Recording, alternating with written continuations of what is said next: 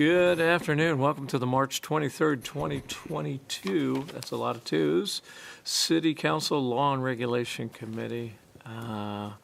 We'll start with call to order. I think I just did that. We'll start with the silent roll call. And then I will ask Christina Richter to lead us in the Pledge of Allegiance. I pledge allegiance to the flag of the United States of America and to the republic for which it stands, one nation, under God, indivisible, with liberty and justice for all. And I'll screw this up, but Christina Richter is the curator of the Placer County Historical Museum. Woo! Close enough. If you need to know anything about history in Roseville or Placer County, that's your source. All right. So we'll now take public comment on items not on the agenda. Anyone? Oh, yes, sir. Come on up. I'm happy that we've got a taker today. Thank you for having me. Appreciate it. Your name and... Yeah. Sure. I'm Judd Stiff. Live in Eureka Village and Johnson Ranch communities. Okay. Thank you for having me up here. I saw the last meeting that you were in, and I saw it online, and I thought there were some very positive things that came out of the meeting, and I have some negative comments about it too that I would like to discuss, but I don't think here is the time. I see I have a timer here, 3 minutes. I don't mean to take your time. I'm sorry if... So my first question, if I may, is what is the rules of order, the parliamentary procedures that this organization uses? So, City Clerk want to weigh in on that? That's perfect. So we have Robert's Rules of Order. That's what we follow. Okay. I have the 12th edition here. Does this look familiar to you? Actually, Go ahead, clarify? yes. We actually don't follow Robert's Rules of Order. We actually follow our own administrative procedures because our city charter allows the city council to adopt their own parliamentary procedures. And so we adopted what's called our administrative standards. And in the administrative standards, at the very end, it said, to the extent that our standards don't cover an issue, we default to Rosenberg's Rules of Orders. Yep. Thank you. And they're fairly similar. Yeah. Yeah, there are some differences, of course. Yeah, But that administrative procedures is, okay. And this is public comment, so this is your dime, so don't feel like you have to limit what you want to say. This is your opportunity. Yeah. Thank you, sir. I'm new to civics, so I'm not familiar with the procedures very well. I am in a homeowners association. I would like to ask if I may, and I don't know if this is the right venue, but do you know how many homeowners associations are in the city of Roseville? That's a great question. I know we have a number of neighborhood associations which, are not, homeowners associations charge for maintenance of common areas. They're different than neighborhood associations, but I'm sure we can get you that answer. And if, you fill out one of those, if you haven't already filled out one of the yellow cards over there, we'll be sure to get you that answer. Okay. All right. Very cool. And just to clarify, we may not know, Vice Mayor, how to shout because those are privately run, and the city doesn't have anything to do with homeowners associations, so we may not know. Right. Understood. Very good. So if you know any more about the Rosenberg Rule of Order, do you have a current publication date, anything like that? If you could fill out your card, I'll be happy to email you Sure. a link to it.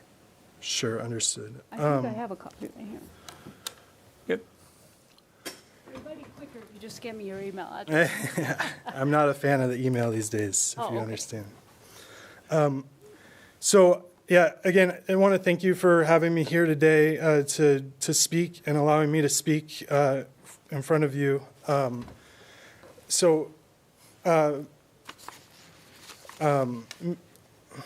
Mr. Chair, what is the agenda for tonight? Was it have I not seen it on purpose, or should I have seen it already?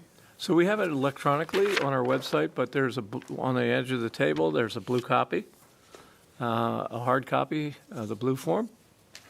But all of our agendas for all of our meetings, not only the law and regulation, city council, boards and commissions are all online at roseville.ca.us. So. And if you go online, if you sign up for the alerts, you'll actually get an email or a notification for everything from Planning Commission all the way down to what Chair Havishelt just mentioned. Very cool. Okay. It was Judd, right? Judd Stiff, that's correct. Yeah. Thanks, Judd. Okay, so you got on the rules of order agenda. I just want to say thank you for participating and being here. I know it can be difficult with no audience. And so when you said thank you to me for coming, Yeah. I feel like I like to think we have a large viewing audience that just doesn't make themselves known. so I have Watched us on TV, Judd? what's that? Have you seen us on? Only the last episode and maybe one a few years ago. I don't have Comcast, so I don't see it on the, but I did watch it on YouTube twice now. So it's explained to me in the Homeowners Association by the leaders there that people choose not to come to such meetings as this because they don't have the time to do it, because they're too busy with their schedules to make the time to come here and participate in the democracy that we have set up. And my concern is that I'd like to hope that we could get more participation, and I'm just trying to put my voice out there to bring everybody in to participate. And so I was planning on going to the next city council meeting, but I saw this, so I figured I'd come and find out what your rules and regulations are all about. Oh, thanks, so Chad. thank you so much. I'll sit down now. And as a council, we'll be meeting April 6th at 6 o'clock in the evening. Oh, Yeah. another question about committees, because because you were talking, there was one speaker at the last meeting who said that you were looking for commission members, and you did that via video interviews. And I saw a poster at the community center in Maidu, and it said the same thing, and that they were due on February 10th. And my concern is that the participants need to be here. And so, and like you said, you feel like you have a large viewing audience, and I hope so too. But if they're not able to participate properly, I think it defeats the purpose. So what I look forward to hearing is, how do you engage the community so that they can properly participate? Judd, before you leave, you mentioned you were out near Johnson Ranch. Are you, by chance, in the Maidu Neighborhood Association? Do you get the little purple flyer on your front porch? I do not. Okay. I was going to say, some of the Arkona neighborhood associations, they provide flyers and like monthly bulletins and things. If you go to the back, there's usually a contact for that association, and through that association, and I'm sure the city will add a response as well, but you can usually find out the neighborhood associations within that Arkona membership, if you will, that Arkona chapter. No, and I talked to, I believe there's Kevin is at Arkona. Chance? Yeah. And he was very helpful. I talked to the vice president. He worked through I'm coming here because I have a problem with my homeowners association, but it's not in your jurisdiction, so it's like I don't know who to talk to. But the same thing comes up though. It's about the communication, and I talked to them at Arkona, and it's just not something that I've been able to present to my homeowners association board because I don't know the process. I have these books here, but I haven't read them. Yep. I don't know how they work.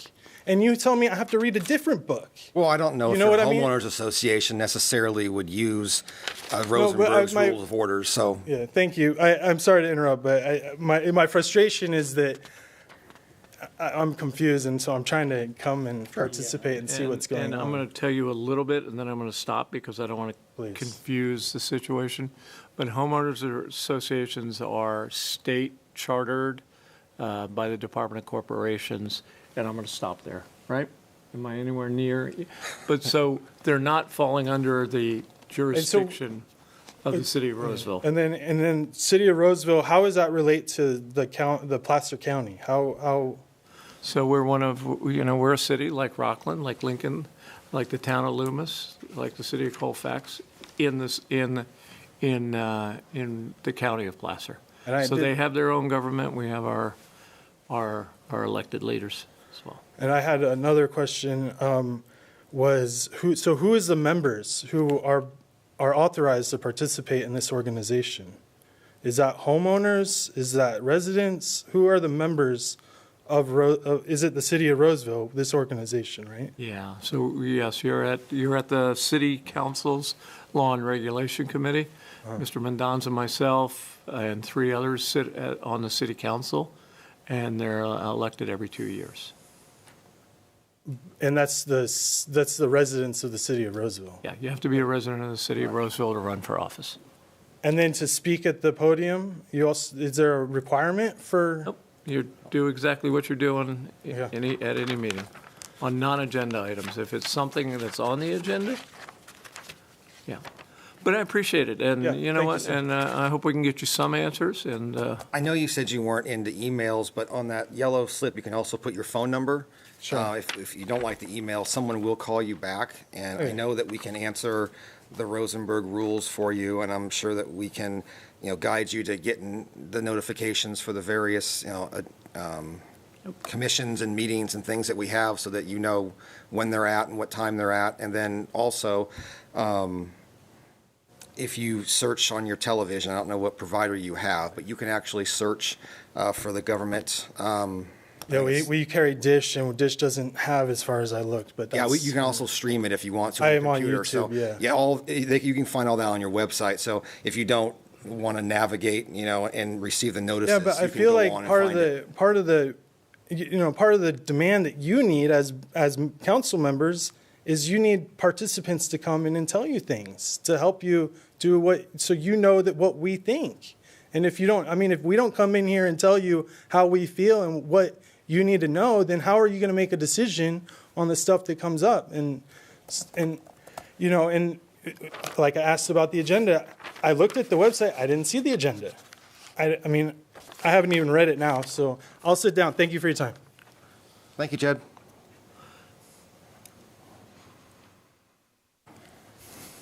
right. Any other public comment on non-agenda items? All right. We'll go to number 5, the minutes of the previous meeting.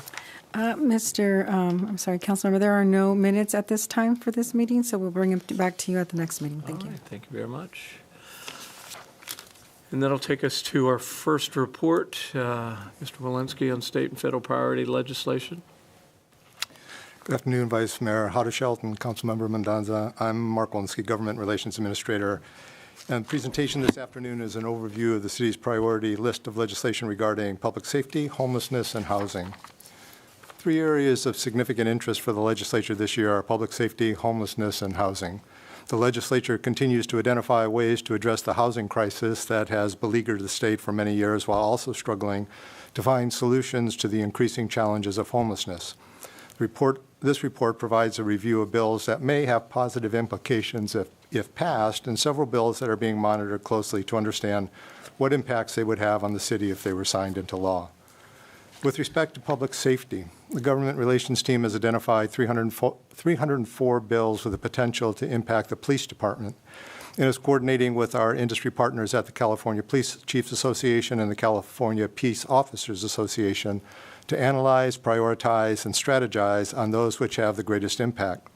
Some of the themes represented in 304 bills are fentanyl and opioids, shoplifting, organized retail crime, organized package theft, unserialized firearms, property crimes, human trafficking, and homelessness. In addition, Proposition 47 is also a significant focus for legislation this year. There are 3 bills that are identified with respect to Proposition 47, and an additional bill dealing with shoplifting. Assembly Bill 1670 is a bill relating to alternatives to incarceration. The department has taken a watch position on this legislation because the potential impacts of criminal sentencing, reform, and incarceration rates could have negative implications. If convicted criminals have reduced sentences or are not required to serve jail time, the potential exists for crime rates to increase. With respect to Assembly Bill 1597, shoplifting, the department has taken a watch position on this legislation in order to further analyze its impact and possibilities of successful enactment. And then with respect to Proposition 47, the department and the city are in strong support of legislation that attempts to remedy the challenges Proposition 47 caused for law enforcement. We'll watch the proposed changes to Proposition 47, and it's worth noting that AB 1599 would repeal Proposition 47 and is supported by the League of California Cities. So with respect to Assembly Bill 1599, which was introduced by Roseville's Assembly Member Kevin Kiley, the city has taken a watch position on this legislation in order to further analyze its impacts and possibilities of successful enactment. I can report to you that earlier this week, the bill was brought before committee and did not pass out of committee. And with respect to AB 1603, the city has taken a watch position on this legislation in order to further analyze its impacts and possibilities of successful enactment. With respect to homelessness, I'm going to report to you on 3 bills and then the CARE Court, or the Community Assistance Recovery and Empowerment Court. With respect to the legislation, AB 1615, the city has taken a support position on this bill for the assistance it would provide to foster youth. Statistics confirm that foster youth are a segment of the community that are vulnerable to becoming homeless. This bill would extend the years of eligibility for transitional housing in all counties to any former foster youth who is at least 18 years of age and not more than 25 years old. SB 1006, the city has taken a support position on this bill as it would grant funds to local law enforcement agencies to establish and operate wraparound service teams. The teams would need to include at a minimum a mental health professional, a medical services professional, a representative of the county welfare department, and a law enforcement officer. The teams would focus on immediately assessing the needs of homeless individuals and families and immediately determine the best option for their housing and medical treatment. With respect to AB 2569, the city has taken a support position on this bill as it would require the Department of Homeless Prevention, Outreach, and Support to create a simplified funding stream for providers in order to more easily provide services to homeless individuals who need them the most. And then finally, with respect to the Community Assistance Recovery and Empowerment Court, or the CARE Court, earlier this month, Governor Newsom outlined his proposal to overhaul how people with serious mental illnesses are treated throughout the state.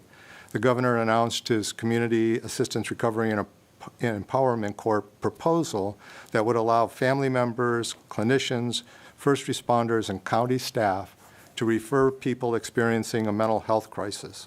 A judge could require a 12 to 24-month treatment plan for the individual, including behavioral health services, medication, and housing. Supporters of the proposal, which will need to be approved by the legislature, say it would provide a more effective and compassionate response to mental health illness and substance abuse than directing people through the criminal justice system. Some civil and disability rights groups have begun to oppose the fact that the court would require mandatory treatment programs. They are concerned that if someone does not comply with the court-mandated care program, they could be referred for conservatorship, which remains a highly controversial process.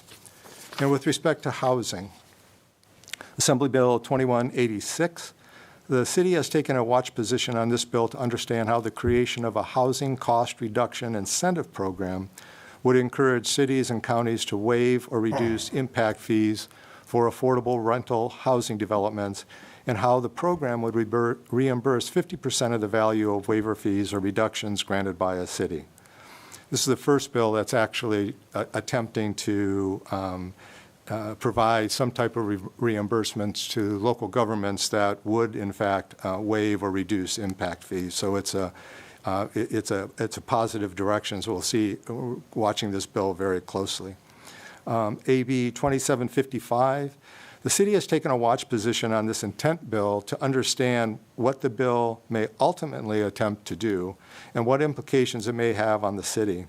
Staff is concerned the bill could result in additional new requirements, mandates, and continuing impacts to land use and zoning. And with respect to AB 2218, the city has taken a supportive amended position on the bill. Elements of CEQA continue to present challenges to the construction of affordable housing. This bill would place a restriction on who could challenge a housing project to those that live within a 20-mile radius of the project. Staff believe the radius is too large and will work to offer amendment language to the author that would reduce the radius. And then finally, the Little Hoover Commission. As you may know, the Little Hoover Commission is an independent state oversight agency whose purpose is to secure assistance for the governor and itself in promoting economy, efficiency, and improved services in the transition in the public business in various departments, agencies, and instrumentalities of the executive branch of state government.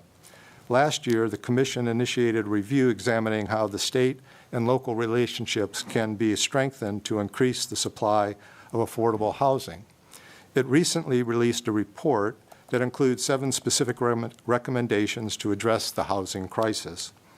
The report goes on to express that the limited supply is a result of increased demand, but the high cost of housing is also the result of policy choices and impacts created by the California Environmental Quality Act, or CEQA.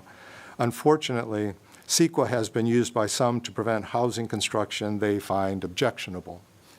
The collective impact of laws, policies, behaviors, plus conditions outside of California's control is that developers cannot build homes that the median income Californian can afford. The report concludes by saying that this is a problem that is shared by all Californians and is an incredibly challenging problem that the state and communities must work on collectively to overcome. So in conclusion, staff will continue to define the priority list of legislation and will update the L&R committee each month on the most critical bills on the list. And we'll continue to work with the city, state, and federal representatives and community partners regarding the city's advocacy positions on legislation and regulatory matters. And that concludes my presentation. I'm prepared to answer any questions you might have. Councilmember Mendoza, any questions? Thank you, Mark. That was very informative. I have a few questions. On the prison sentencing alternatives, 1670, so on this particular bill, are they looking to release them and go straight into probation? Are we talking about an alternative such as house arrest versus facility or actual jail confinement? Or is this something where we're looking at a combination of those two and a facility transfer out of state? I'm assuming they've got some sort of guideline for this. I'm just wondering if they're still going to serve in an incarcerated capacity, just not necessarily in an institution, more of like a home, like ankle bracelet situation, or is it going to be a probation exercise? And I don't have the answer to that question. I don't know the details. Okay, I thought maybe they may have just bracketed it. Okay. And I apologize for that, but I will research that and get that information to you. Great. I'm curious about that. And then on 1603 on the shoplifting amount, so what's being proposed as the new amount? Are we lowering the threshold, or are we in support of raising the threshold? They would lower the threshold amount of Do we know what to? petty theft and shoplifting from $950 to $400. Lovely. Okay. Thank you for that. And on the care court, is that state-funded money that's creating that? So, and that's one of the challenges right now. Actually, the bill was just, when the governor announced the proposal, there was a page and a half fact sheet And so it was pretty unknown. Much of the detail was unknown at that point in time. A piece of legislation was just introduced earlier this week that contains the language for the care court. I haven't had a chance to read through it at this point, but what I do understand is that there would be a significant amount of state funding that would go to support the effort. Okay. I can get more detail for you. Yeah, once maybe bring that back at the next meeting. Okay. I mean, I know it's a lot to read. We're in that season right now. And then on the last one, on AB 2218, the Credit Services Commission. So I know you stated the current radius, and we would be in support of it if we amended that. So what are we acting as far as what we want the radius to be? So the initial thought was to somewhat align it with radiuses that are like the transit radiuses that are enacted, which is like 1.5 miles. So transit-oriented development is on the books, is law right now that is determined as 1.5 miles. I know that we need to explore that and maybe attach it to or align it with some other metrics. Okay. But we haven't determined that just as yet. But we clearly feel that 20-mile radius is A lot. That's So what you're saying is this is still pretty fluid. We haven't really refined as to 20 is too much, but we haven't decided on what we think would be acceptable. exactly. Awesome. That's all I have. Thank you, Mark. Mr. Havishell? Yeah. You know what is so encouraging about this report, and it's good to see Mr. Becerra here, but so much of what we're in support of early on are the effective measures to address the unsheltered folks and get them on a path towards a home, a shelter, get them on a path toward recovery, and get them the wraparound services. So that's encouraging. I sent you an email late this afternoon.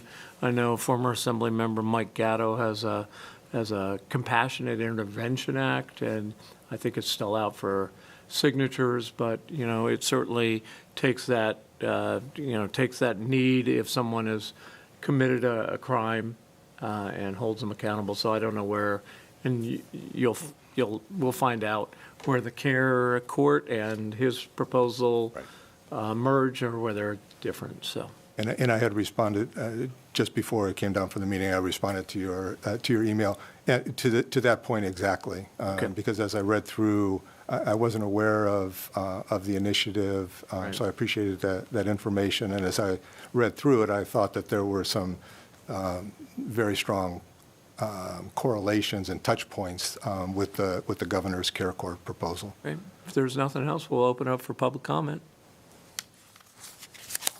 Seeing no public comment, we'll close public comment. We'll go on to our next agenda item 6.2, Electric Department priority legislation. Surprised to see our wonderful Amber Blix still with us.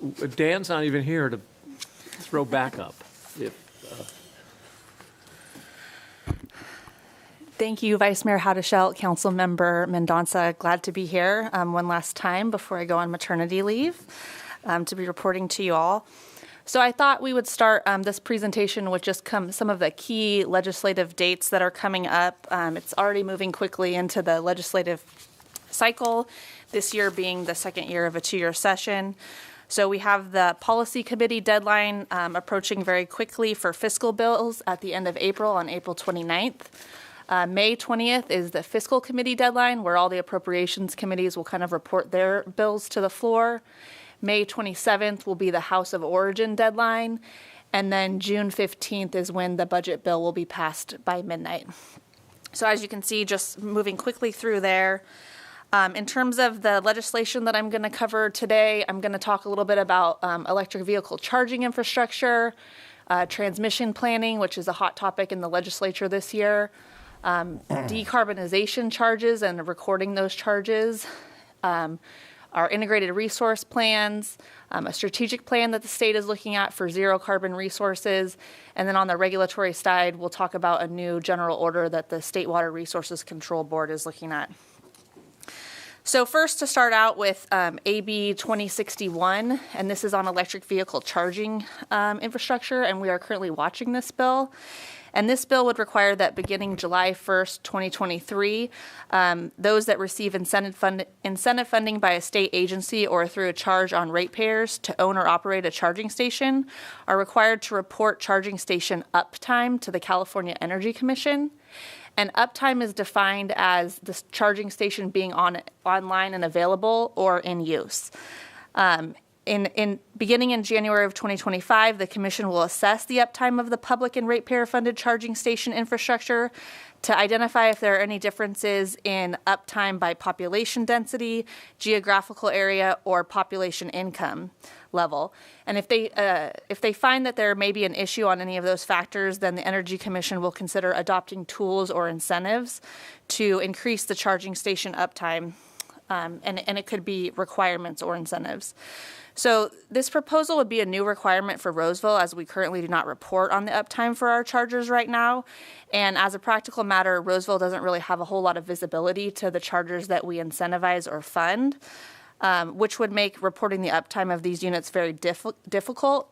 Thankfully, the bill was recently amended to attempt to move the reporting obligation on the service provider. So think of ChargePoint and the folks that are operating those. And we're working with our trade associations right now to provide feedback and additional amendments on this bill that would hopefully get it to a better reporting obligation. About this one a little bit. So at the Galleria, there's charging stations. I mean, in our garage, there's a charging station. Is that what we're talking about, or are these larger units that are more, So transmission and? This bill really speaks to publicly funded chargers. That's really, so basically if you have state incentives or other ratepayer charges that are used to have these chargers operational. So for example, I don't believe that this would apply to Tesla or the Tesla charging stations that are privately owned, for example. But that's why for publicly owned utilities, because we do get some of these state incentives or we use public benefit charges to fund some of these chargers,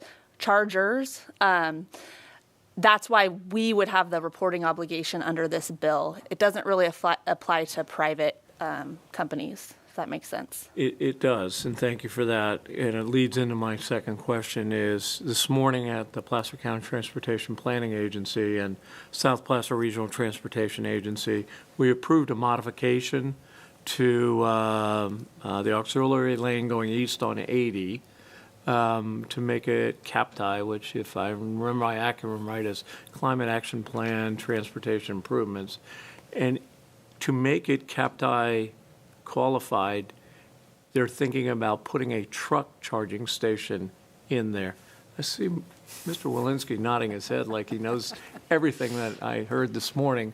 And so it just to make sure, and it sounds like Mr. Walensky is already making sure that he's having conversations with Mr. Lucan about this, because it could impact them. So that was it. Yeah, and this will be, as you can see, it's a main focus in moving forward on kind of our climate and clean energy goals as well. So I'm sure many more of these kind of topics to follow in this committee going forward. Okay, thank you very much. The next bill, AB 2696 on transmission planning, is one that we're also continuing to watch. And this bill would require the Energy Commission to conduct a study to review lower cost ownership and alternative financing mechanisms for new transmission facilities needed to meet the state's clean energy goals, including but not limited to public ownership, public financing, and partnership with federal agencies. And the city is watching this bill because new transmission to meet the state's clean energy goals is really becoming a high priority in this year's legislative session. A recent report by the California Independent System Operator estimates that an additional $30 billion in transmission investments are needed to support the state's clean energy goals, looking out to the 2040 timeframe. And while this bill looks at supporting different ownership models to support transmission development, it may also result in an easier process for the California Public Utilities Commission to approve transmission projects, which raises potential cost concerns for other utilities in the future. Luckily, Roseville is significantly insulated from these cost increases and supports future transmission system improvements that ensure that cost allocation is borne by those who stand to benefit from those improvements. But we're really just watching this as a way to see if this bill maybe expands into something else that could be problematic. So, like I said, it's a big topic in many bills this year that we're watching as the state kind of reaches out to getting to their longer-term clean energy and climate goals. The next bill, SB 1112, is related to recording a decarbonization charge, and this is a bill that we're watching. It would establish transparency for renters and home buyers by requiring that a utility who engages in tariffed on-bill financing notify their county recorder of a decarbonization upgrade and subsequent charges that the occupant of the home will incur because of the upgrade. The tariff on-bill financing model allows customers to make upgrade to their residence through utility investments where the cost recovery is tied to the meter. And this tariff charge would remain tied to the meter regardless of who occupies the property until the cost recovery is complete. And it really allows, the intention of this type of investment is to enable the electric utility to offer access to capital to its customers. This kind of construct, this tariff on-bill financing, isn't really something that utilities have done currently, but there is a proceeding being opened up at the California Public Utilities Commission that would allow for this kind of mechanism to exist.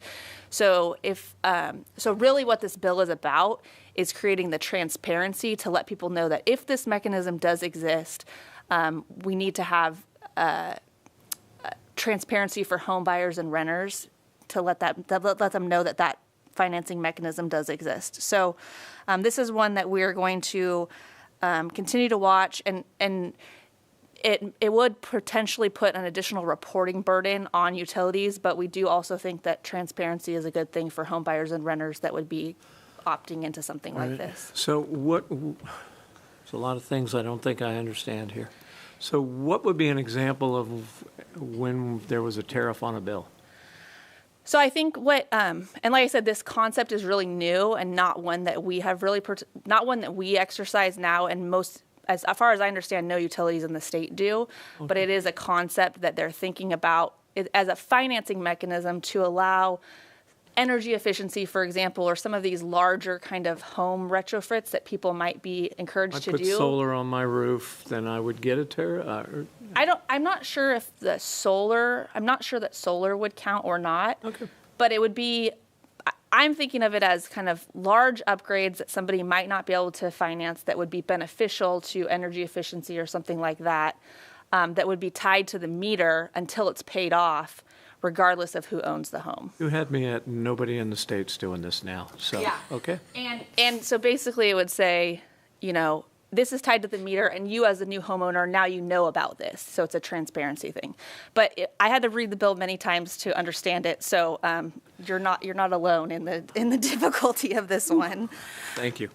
Amber, I'm sorry to interrupt, just to piggyback on Bruce's question.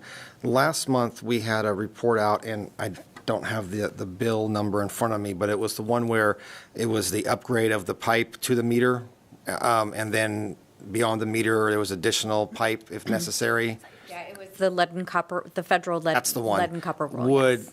an improvement such as that qualify under this particular item? Because it goes to the meter. You mentioned the meter, and it just kind of triggered in my head. Yeah, I think it would probably be defined based on an improvement to the residence rather than... So the dwelling, not the meter itself. Yeah, but then the rate recovery would be tied to the meter through the utility, I think is how this concept would work. Okay. Yet to be determined. Let's not make any law here, okay? Yeah. Thank you. The next bill is SB 1158. We currently have a watch position on this bill, but we'll likely be moving to an opposed position through our trade associations. And this bill really sets up new parameters for how utilities report their power sources as part of the Power Source Disclosure Program. And it would require that purchases of electricity be from specified sources be based on retail load instead of the current model, which uses annual sales. That's not so much of an issue for us, but it would require that the reporting and disclosure of electricity sources be reported by hour, and that it would require a publicly owned utility to disclose the portion of its resource adequacy requirement that was met with capacity from renewable energy resources or other zero carbon resources. And it would require the governing board of the publicly owned utility to review the power source disclosure data to determine whether the POU is making progress on the sector's greenhouse gas emissions. And really what's concerning about this bill is the new hourly and resource adequacy reporting requirements, because they have the potential to be the most burdensome. If we have to report every hour of electricity that's coming through, you could see that that could be a lot of data points. And really what the power content label is used for now is a way for customers to get information about the power that they receive from us. But what they're putting into this is kind of more very technical industry-specific knowledge that won't really be very ripe for consumer consumption on a regular basis. So those are our main concerns with the bill. We've voiced our concerns to our trade associations, our state trade associations, both of which recently took an opposed position this week on this bill, which is why I mentioned that through our trade associations, we'll kind of be opposing this bill going forward. And we think this is one of the more problematic bills that we've seen this year because of the reporting obligations and all of the things that we would have to do that are new as part of this process. That's CMUA and CMUA and NCPA both took an opposed position this week, yes. And then SB 1376 regarding the strategic plan for zero carbon resources. So this bill would require the Energy Commission to adopt a strategic plan on or before November 1st, 2023, that would enable no less than 6 gigawatts per year of zero carbon resources to be interconnected to the state's electrical grid beginning on January 1, 2025. Just for reference, 1 gigawatt of power represents basically 1,000 megawatts of generation. So if you think about our gas power plant out the Roseville Energy Park, it's 166 megawatts. They're talking about 6 gigawatts here. So that's a lot of resources. And the bill would require the plan to identify and recommend actions required to streamline interconnection into the state's electrical grid and implement investments needed to ensure reliability to meet future load growth. Really what we're concerned about with this bill is that it sets up another planning process for utilities to follow in terms of it meeting the existing clean energy goals. And we really need time to implement the planning and the processes that we already have in place at this point. And we're also concerned that out of this kind of 6 gigawatt goal, there could be specific procurement mandates for each utilities to procure.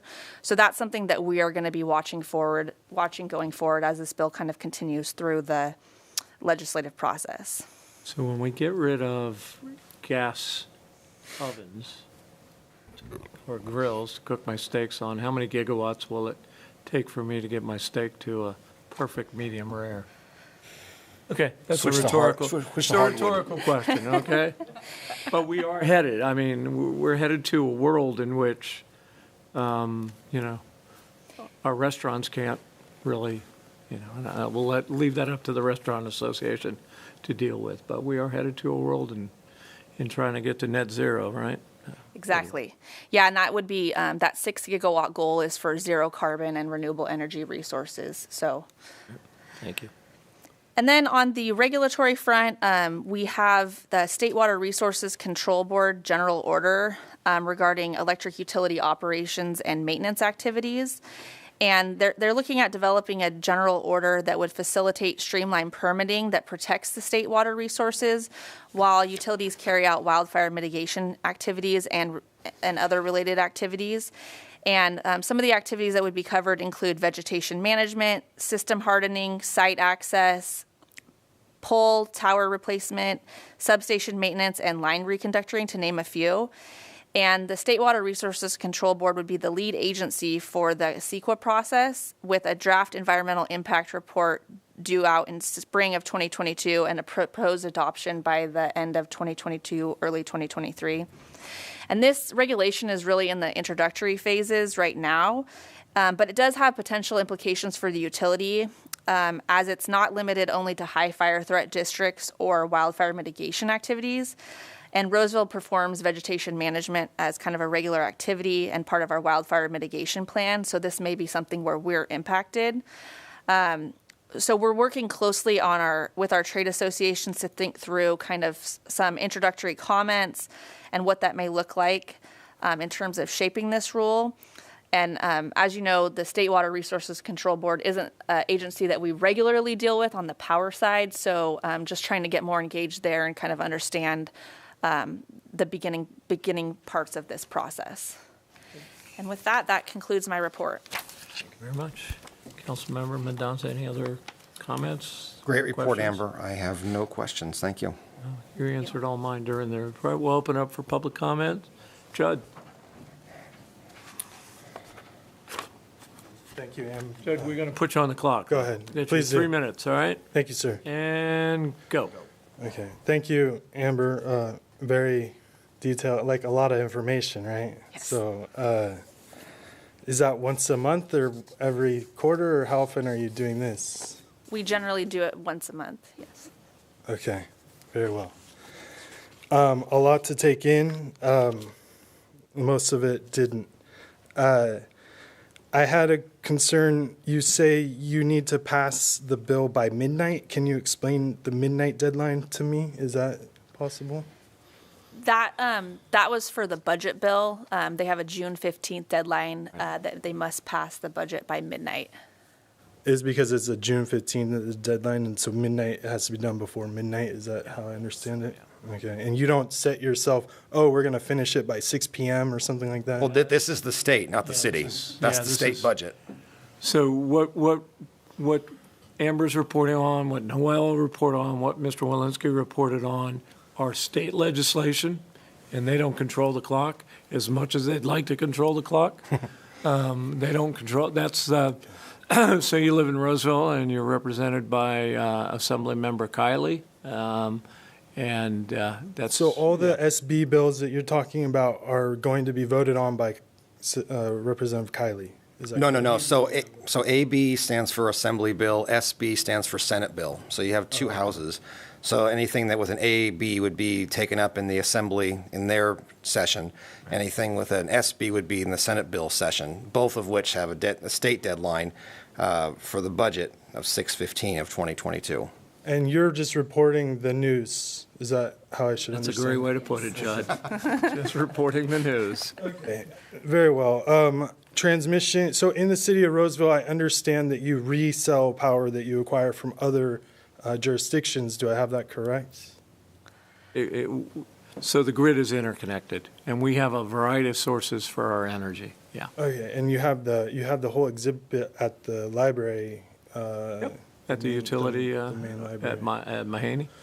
Okay, and then do you happen to know what the city of Roseville consumes? You were saying that 6 gigawatts is, a lot more than 150 megawatts. Do you happen to know how many megawatts or gigawatts we do consume as the city? We can get you that information. We have all the infographics on all of, not only that, water and other things. So we'll make sure you get that. You're going to get quite the packet. You're going to get quite the packet from the city. Sure. On the charging stations, I think the point, I'm gonna end it there. Okay, thank you guys. Judd, yeah, and any questions you have, if you go to cityclerk. What is it? We'll get you the email address. I just see the emails coming in, so thank you, Judd. All right, let's go on to environmental utilities. Noel. Great. Good afternoon, Vice Mayor Haudashelt and Councilmember Mendoza. Today I plan to cover several pieces of legislation and provide an update on two regulatory issues and close out with a highlight of funding for one of our high priority projects that we are jointly pursuing with the Placer County Water Agency. The first measure I will cover is AB 1857. Which we are going to be moving to a watch position. After further review, this measure is aimed at eliminating the incineration of solid waste. Specifically, the measure will redefine the term of disposal for the purposes of an agency's integrated waste management plan by removing transformation, which is also known as incineration. By removing transformation, it would eliminate an agency's ability to claim a 10% credit towards their diversion requirements. AB 1857 also seeks to assure that agencies are maximizing all feasible source reduction, recycling, and composting options by requiring the Department of Resources, Recycling, and Recovery to certify the agency's efforts prior to permitting any new transformation, engineered municipal solid waste facility, or a new land disposal facility. We were initially concerned that this measure may interfere with our ability to effectively dispose of our organic waste through our conversion to renewable natural gas. I'm happy to say at this time the bill does not interfere with that project.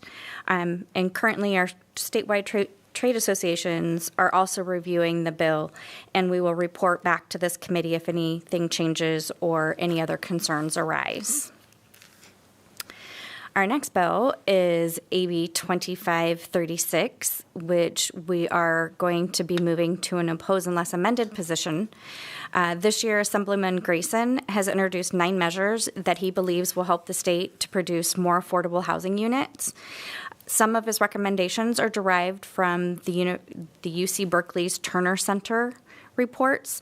This bill, AB 2536, actually stems from one report titled Improving Impact Fees in California, Rethinking the Nexus Study Requirements, which was critical of buy-in methodologies and levels of service. Specifically, AB 2536 would make fundamental changes to how local agencies calculate, evaluate, and adopt water and sewer connection fees and capacity charges beginning in January of 2023. Staff believes this bill will ultimately make it more costly and difficult for agencies like Roseville to utilize these buy-in charges. We use these fees to assure that those connecting to our facilities are paying their fair share. Staff is working closely with our associations to address our concerns and other technical issues that we've identified with the bill. Finally, SB 1157, which we have an oppose unless amended position on. I'm going to be brief on this measure because we've actually been talking about it since last year. This bill is a reintroduction of AB 1434 from last year by Assemblywoman Friedman. The bill has been updated to include the recommended efficient indoor water use standards from the Department of Water Resources study, which was released in November of this past year. Those indoor standards are 48 gallons per capita daily beginning in 2025 and reducing to 42 GPCD in 2030. Roseville staff has been working closely with our statewide associations to address concerns we have with meeting these new targets. One of our biggest concerns that we've continually raised and now is being pushed by our associations is that fundamentally, the workplaces have shifted over the past 2 years since the emergence of COVID-19. And as we are seeing and hearing, many companies are shifting to hybrid work options, with many employees opting to work from home. This has a direct effect on a household's use of water indoors and will impact our ability to meet these goals being set by the state. The Dwr study was actually conducted prior to COVID and only minimally collected information as they were closing out the report after COVID started. And just the information that they started to gather on it showed a 3 to 5 GPCD increase per person per day. So the true impacts are truly unknown and potentially greater than anything we or the state may be anticipating, which will make it more difficult and more costly for us to be able to meet these new standards. Moving on to our regulatory items. Yesterday, the State Water Resources Control Board's Division of Drinking Water posted an administrative draft for a maximum contaminant level for hexavalent chromium. Chrome 6. Thank you. I prefer to say that. They are holding a couple of workshops in early April, and comments are required to be submitted by April 29th.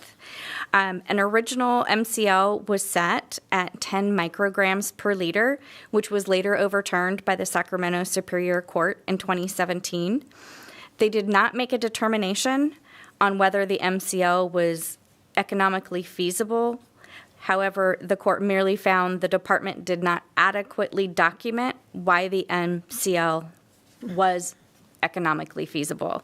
So at the introduction, the Water Board staff is not proposing a different level.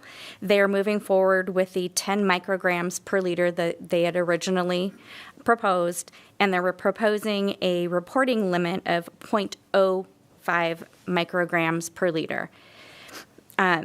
A side issue that is related both legislative and in the regulatory realm to this is water agencies have sought to have a timeline for compliance, because typically when an MCL is introduced, the day it takes effect, they could feasibly be out of compliance. Wait, you buried the lead. What movie made Chrome 6 famous? Aaron Brockovich. Aaron Brockovich. Right. Yeah. So What? A trivia question. no, but that's how long this has been. It started down in the Inland Empire, and Yes. and Chrome 6 is naturally occurring in some places, and all that. So Yes. it's an industrial solvent, and yada yada yada. All right, stop showing off my brain. Okay. No, keep adding. It's okay. So over the last few years, there have been legislative attempts to provide the state with authority to develop these compliance timelines, including this year, there's a bill that has been introduced. But in a turn of events, the State Water Board this last year asserted that they actually have the authority to provide these compliance timelines and would be issuing them starting with this hexavalent chromium MCL. We should make Sean say these words. Right? And Noelle, once again, what was the date on that for compliance? Deadline? So we're in the administrative draft phase, where we're just having the opportunity to review the documents and provide feedback. We have to provide that feedback by the 29th. Then it goes into the formal rulemaking process. And then once it's made it through that process, then it goes to the OAL, the Office of Administrative Law, for review, and then it finally. So it's still a ways out. Okay. This is just very initial. Be a lot of people commenting on this. Yes, Thank you. exactly. So the state board has, with the MCL, actually did provide a compliance timeline. And so for systems like Roseville, serving a population of 10,000 or more, we would have 2 years after the regulation takes effect to come into compliance, to basically meet that new MCL. Since this was literally released yesterday, we are still in the process of reviewing this draft and paying close attention to the proposed compliance timeline, because we believe that it's actually going to be used in future settings for setting new MCLs, and this is of importance, especially with constituents of emerging concern like PFAS that we've talked about previously. Lastly, it's been a little while since I provided an update on the environmental utilities efforts to assure we're able to capture our full return on investment for our project to turn our wastewater sludge and organics into renewable natural gas to fuel our refuse fleet. We have been participating in workshops being led by the California Air Resources Board and had numerous meetings with various board members and staff members. And our advocates have continued to meet with board members and executives as well. I'm going to say we have a glimmer of hope because it appears that we're making some progress. And they may be poised to provide agencies like Roseville, who have control of their waste stream, an alternative compliance pathway. Last month, the Roseville team again met with Air Board execs to go over project specifics, and we're now in the process of developing additional feedback to provide to them based on the questions that they had for us. So, a glimmer of hope for us on that one. And that one is tied to the Advanced Clean Trucks regulation, so the electrification of our fleets. Finally, I would like to provide a couple of updates to you on the various funding opportunities we've been jointly pursuing with PCWA to bring this vital conveyance project to fruition. Last month, I shared with you all that Roseville and PCWA had submitted a grant application to the State Department of Water Resources and that we were awaiting a decision. Sadly, on Monday, we learned we were not successful in that pursuit. However, earlier this month, with the passage of the Federal Consolidated Appropriations Bill, we received an initial funding allocation for this project. That funding is going to allow us to begin working with the U.S. Army Corps of Engineers to develop a project agreement. We received this funding as a result of our joint work with PCWA and Senator Padilla's office through the member-directed community project assistance grants. At this time, Roseville and PCWA have made the decision to turn away from state and focus on federal government for continued funding for this project, and we will be submitting another community project assistance grant request to Senator Padilla's office and coordinating with PCWA in our submission, as well as getting support letters for our project to move forward. And that concludes my presentation, and I'm happy to answer any questions you may have. Thanks, Noel. Councilmember Mendoza? Fun stuff on the horizon. Great report.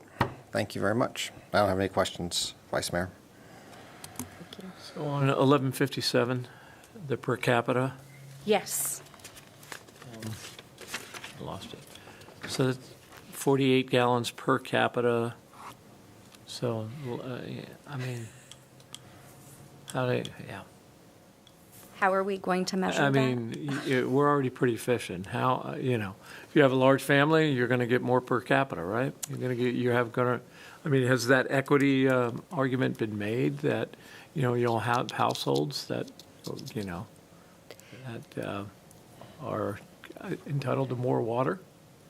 And no. I have not heard the equity argument. Right. It's the indoor water use is just one element of a bigger conservation order. Mm-hmm. And so, Most of the water use is outdoors anyway, right? Yes. I mean, unless you're in a multifamily or, right, okay, yeah. okay. We'll open it up for public comment. All right, welcome, Jeff. I'll put you on the clock again. Thank you for the reports. Hi, I'm Judd Stiff. I was on the same thing, 48 gallons a day per person, and then it turns to 42 over the years. And I guess you're saying it's indoor use only versus outdoor use. How do you measure that you're using it indoors versus outdoors? I mean, that doesn't make sense. I'm just confused on that. Like, is this supposed to be a residential thing where everybody who owns a property and pays a water meter has to abide by the rules? Yeah. So a lot of this, the process is legislation happens and then regulation implements it. So a lot of the costs, a lot of the questions you're asking sometimes are not answered because the aspiration is for water conservation. And so the details will get worked out later. So on the water conservation, I have a theory that if I spend more water and water all the plants and water everything very nicely, then it'll recirculate and there'll be more water, you know? Yeah, that's So- probably part of the discussion. I represent agriculture, so I would say, And then hexavalent chromium, do you measure that? How do you measure that? Do you have a machine to measure it? How much does that machine cost? Where do you measure it? Do I measure it at my house? right. Where, Again, those are things that will be part of the discussion. As I mentioned earlier, it's naturally occurring. So if it's above, currently the proposal is if it's above 10, you're going to have to mitigate for it. And whether it's point of use or point of entry. and is there, I mean, does it go into saying, like, why is it a problem? Like, why do we need to be concerned about it? Is it a safety hazard that we need to be aware of? California is very much focused on safe drinking water, whether it's for communities that depend on groundwater. So if you have nitrate in the groundwater above a health and safety, public safety level, you mitigate for it. As I mentioned, I represent agriculture, and we have to do a lot of things to ensure that the nitrates and nutrients we're putting on agriculture don't leach to the groundwater than is somebody's sources of drinking water. So it's all about safe drinking water, whether it's arsenic, whether it's nitrates, whether it's chrome-6, whether it's lead and copper that's coming into your house. If I may speak about the solid waste incineration. Yeah. There's a plant on, I think it's in Nevada, that turns solid waste into aircraft fuel. Yeah, don't know. But I guess it's outside. So this is just talking about in terms of a state regulation. They're putting regulations on how you dispose of the solid waste. Is that how? Yeah. Yeah, we're a big state, and we have a lot of, communities, large and small, so Thank you. thank you, Judd. All right. I think, Mr. Walensky, anything else? Nothing else, All right. other than to say that the next meeting will be on April 27th, April 27th, right back here at 4 o'clock. 4 o'clock. All right. Judd, we'll look forward to seeing you then. All right. And with that, we'll be adjourned. Thank you, everyone.